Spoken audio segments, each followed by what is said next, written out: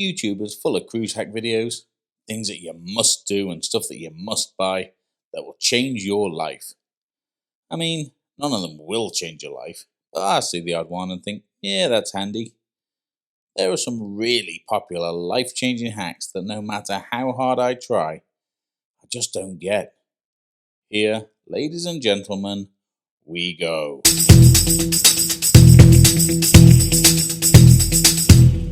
Top of this list has got to be magnetic hooks. Hooks are for hanging things on? Okay, sure. They're magnetic, so they'll stick to cabin walls. I understand what a magnetic hook is. I just can't imagine what people are taking with them on a ship that needs a magnetic hook to hang it on. Every cabin I've ever been in has had wardrobes to hang clothes in.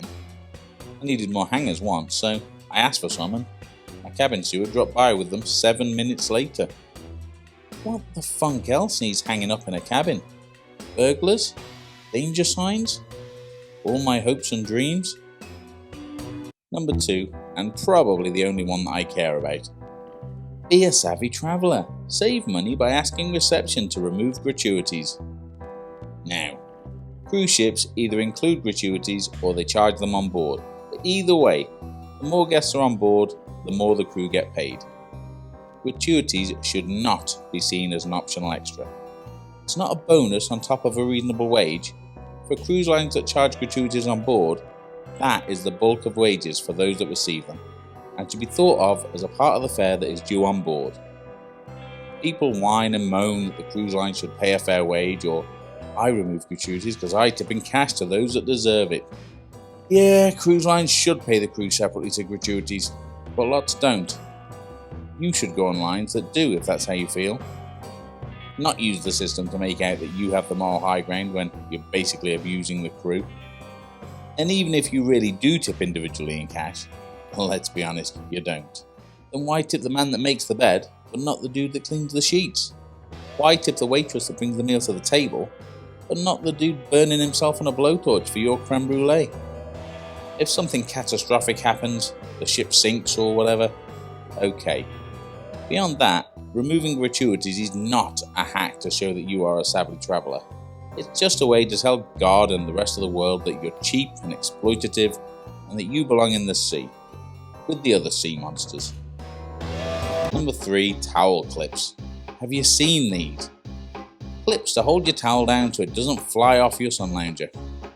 Now, if the wind is strong enough to do anything more than ruffle the edges of your towel, unless you're using blue roll or tissue paper as a beach towel, then it's probably not sunbathing weather anyway. But regardless, do you know what's even better than a towel clip for keeping your towel in place on a sun lounger? Your butt. If you aren't laying on a lounger, then you shouldn't leave a towel on it anyway. Or your copy of 50 Shades or Bravo 20. Just sort your life out. Packing cubes is number 4, and they are super popular. At least it seems like they are.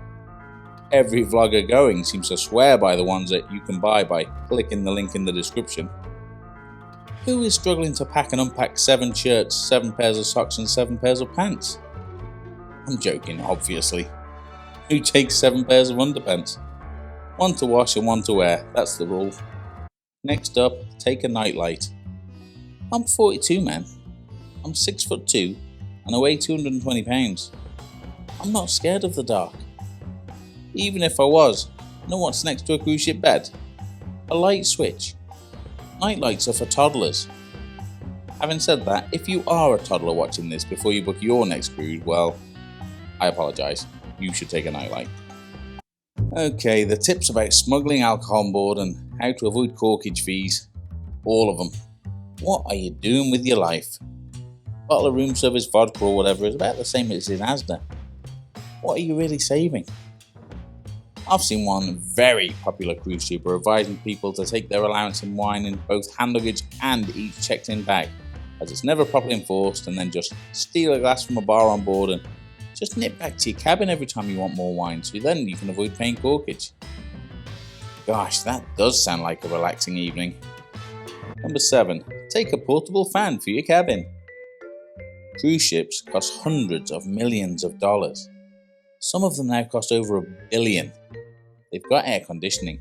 If $1 billion cruise ship's aircon can't keep you cool, what makes you think that Temu can do the job for £6? Number 8. Take gifts for the crew to get better service. Now, cruise ship crew work hard. They work long hours, 7 days a week, and if they're in the type of department that you might tip, then they are there to earn money to send home. Crew cabins are smaller than guest cabins, and they do not want your hand-knitted tat clogging up the place. Food is plentiful and free. Your homemade treats are going straight in the bin. Nobody wants fan food. If you want to give the crew something, give them cash. Grubby, sweaty, dirty cash. That is what they are there for. Go to the spa on embarkation day so you can have a guided tour without paying. If you have no intention of booking anyway, then why would you want a tour? That isn't a hack, it's a complete waste of time.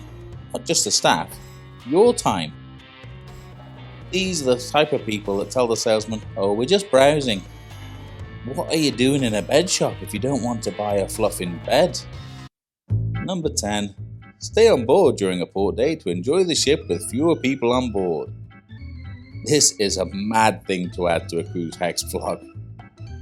The people that don't know that a cruise ship has fewer people on board when it's in port, when people can get off, than it does when it's at sea, they won't ever see it.